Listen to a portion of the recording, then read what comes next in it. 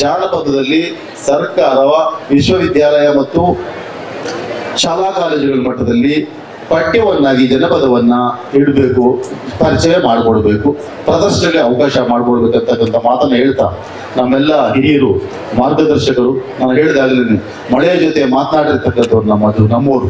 ಜನಪದರಿಗೆ ಎಷ್ಟು ಶಕ್ತಿ ಇತ್ತಂದ್ರೆ ಮಳೆ ಜೊತೆ ಮಾತಾಡೋರು, ಮಳೆ ಜೊತೆ ಮಾತಾಡೋರು. ಮಳೆ ಜೊತೆ ಮಾತಾಡೋ ಸಲೀಸ ನಮ್ಮ ಅಜ್ಜಿ ಇದ್ದು ಜೋರಾಗಿ ಮಳೆ ಬಂದ್ಬಿಟ್ರೆ ಗುಡಿಸ್ಲಲ್ವಾ ಮಿಂಚು ಬರೋದು, ಜೋರಾಗಿ ಗುಡುಗು ಬರೋದು, ಡೈರೆಕ್ಟ್ ಇಲ್ಲಿಂದ ಲೈವ್ ಫೋನ್ ಮಾಡೋಳ ಅಮ್ಮ, ಏನಪ್ಪ ಅಷ್ಟು ನಿಧಾನ ಮಾಡಿ ಮಕ್ಕಳು ಮಲಿಕೇತವ್ರೆ.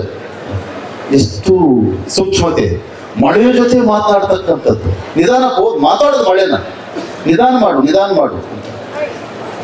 ಆಮೇಲೆ ಆ ಸುರಿಯೋದು, ಮಳೆ ಹರಿಗಳು ಸುರಿಯೋದು, ಅಲ್ಲೊಂದು ಮಡಿಕೆದಿಟ್ಟಿರೋರು ಬಾಟ್ಲು, ಇಲ್ಲೊಂದು ಕಂಚಿನ ಬಾಟ್ಲಿ ಇರೋದು, ಅಲ್ಲೊಂದು ಸಿಲ್ವರ್ ಬಾಟ್ಲಿ ಇರೋದು.